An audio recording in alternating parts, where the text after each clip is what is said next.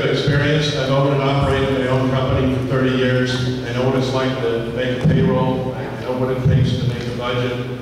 I know what it takes to keep an employee busy. The other, or keep an employee without having to lay him off.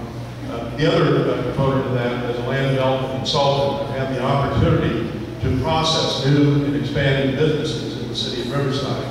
Not only in the city of Riverside, but through the surrounding jurisdiction, surrounding cities throughout the county. So I know what works and what doesn't work. I know where to bring the good ideas to the city of Riverside and get rid of the bad ideas. In addition to that, I've worked with a lot of elected officials throughout the Southern California. So I have a lot of relationship with a lot of those elected officials. So we're working on regional issues that require collaboration. I've already got a head start because I have a relationship with those individuals. So that's just some of the difference. But I commend, Ed and his business for being Riverside and for employing people and for creating wealth and jobs. I'm glad that he's here, and hopefully he'll remain. And the difference, I would say, is my breadth of leadership experience across states as well as levels of government.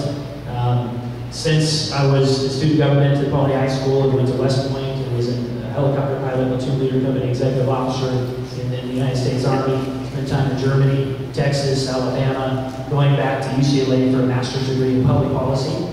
That's pretty relevant to the job of mayor. And then receiving a fellowship in Washington, D.C. as a presidential management fellow. I got to see two different presidents the change of guard, right? So I was there for 1 year under Bush. Then got married and decided to come home and raise our family here. I worked for the county of Riverside, actually processed. Ed had to come to me to permit some of his projects.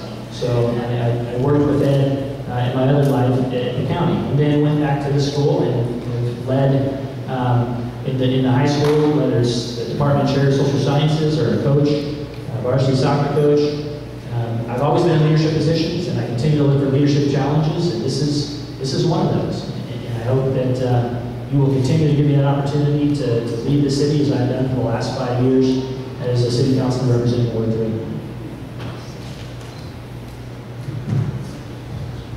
I think part of the other differentiation that you can make is I've had to clear my own path my entire life. And it seems like my opponent, his path has been cleared for him. I paid for my education, he got a free education.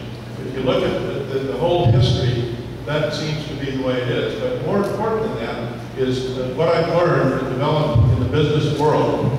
I've learned how to negotiate and to close deals.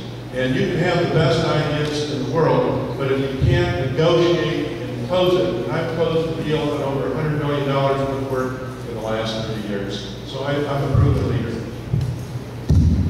I guess that is the biggest difference between the two of us is that my education was paid for by service to the country as a veteran of the United States Army.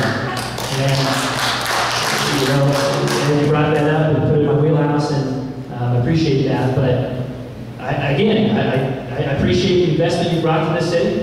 I appreciate your spearheading the Renaissance, right? We've continued that, and I think that we've taken it to the next level in so many ways. When you look at what the Renaissance has brought into the school districts and the colleges and universities, now they are having their own Renaissance and creating jobs and opportunities for our residents and students.